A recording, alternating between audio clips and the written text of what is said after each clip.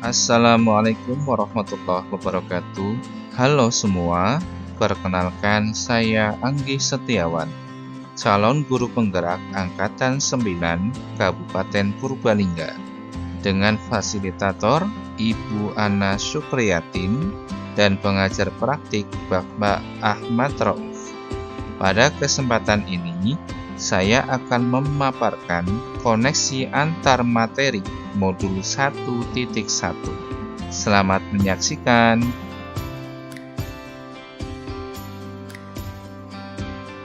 Setelah mempelajari modul 1.1, melakukan kolaborasi dan elaborasi pemikiran filosofis Ki Hajar Dewantara, saya akan memberikan kesimpulan dan penjelasan pemikiran Ki Hajar Dewantara sebagai berikut.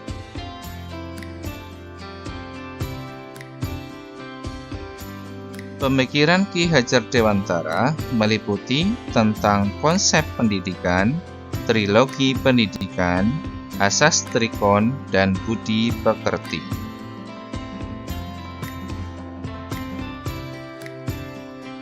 Pendidikan adalah menuntun segala kekuatan kodrat yang ada pada anak-anak agar mereka dapat mencapai keselamatan dan kebahagiaan yang setinggi-tingginya, baik sebagai manusia maupun sebagai anggota masyarakat. Pendidik hanya dapat menuntun tumbuh atau hidupnya kekuatan kodrat pada anak, agar memperbaiki laku hidup dan tumbuhnya kekuatan kodrat anak-anak. Kodrat anak terdiri dari kodrat alam dan kodrat zaman.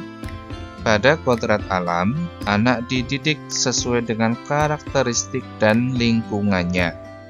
Pada kodrat zaman, pembelajaran yang dilakukan menyesuaikan dengan perkembangan zaman dan harapan masa depan. Trilogi pendidikan. Ingarso Sung Tulodo.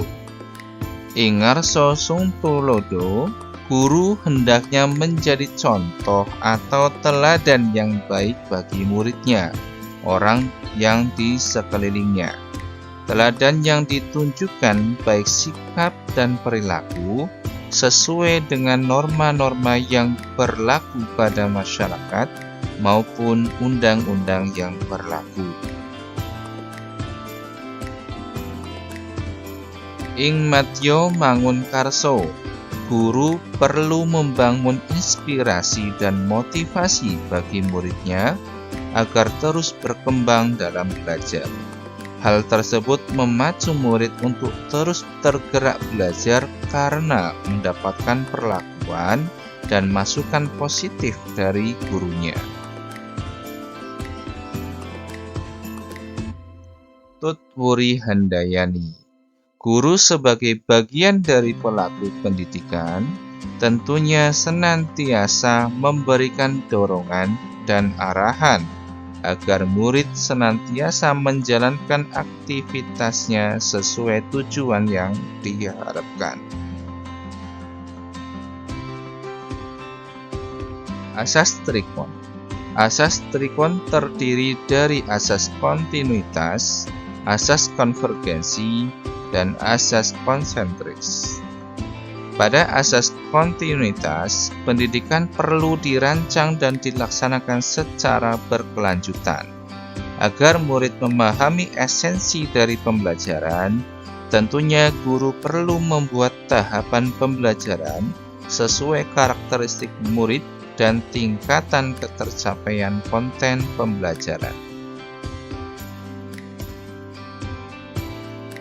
Pada asas konvergensi, guru dapat berimprovisasi dalam merancang ide-ide pembelajaran dengan menggali informasi dari berbagai sumber.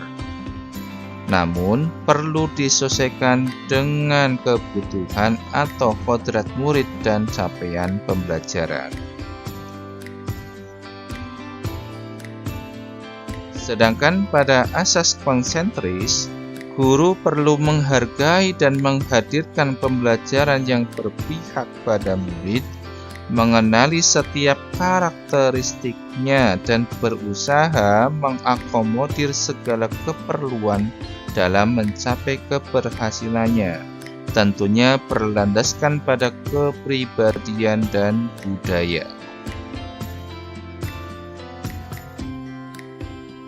Budi pekerti. Budi pekerti merupakan perpaduan harmonis antara gerak, pikiran, perasaan, dan kehendak atau kemauan sehingga menimbulkan tenaga atau semangat. Setiap anak memiliki kekuatan kodrat yang masih samar-samar. Tugas pendidik adalah menebalkan garis samar-samar agar dapat memperbaiki lakunya untuk menjadi manusia seutuhnya dalam mencapai kemanusiaan. Refleksi dari pengetahuan dan pengalaman baru. Refleksi pengetahuan dan pengalaman. Setelah saya mempelajari modul 1.1, pengetahuan baru yang saya peroleh terkait pemikiran filosofis Ki Hajar Dewantara yaitu pandangan dan landasan yang diutarakan oleh Ki Hajar Dewantara memiliki makna yang mendalam. Saya menjadi lebih paham hakikat dari pendidikan beserta tujuannya. Dalam membersamai anak, kita perlu memberi contoh tauladan, memberi semangat dan mengarahkan, serta memberikan dorongan dalam membangun potensinya. Setiap anak punya jalannya masing-masing. Tugas pendidik adalah menuntunnya untuk menggapai takdir yang telah diberikan Allah. Perubahan diri. Setelah mempelajari pemikiran filosofis Ki Hajar Dewantara, saya menyadari bahwa apa yang saya lakukan terhadap murid selama ini tidak mengindahkan kebutuhan dan karakteristik kodratnya. Dengan berbagai pengetahuan yang saya miliki, setelah mempelajari modul 1.1, saya akan merencanakan dan melaksanakan pembelajaran sesuai kebutuhan capaian pembelajaran dan mempertimbangkan kodrat murid. Saya akan memberikan keleluasaan murid dalam mengeksplorasi pengetahuannya, tidak mengekang, memberikan contoh yang baik, memberikan semangat dan terus mendukungnya. Konstruksi proses pembelajaran ing ngarsa sungtulodo.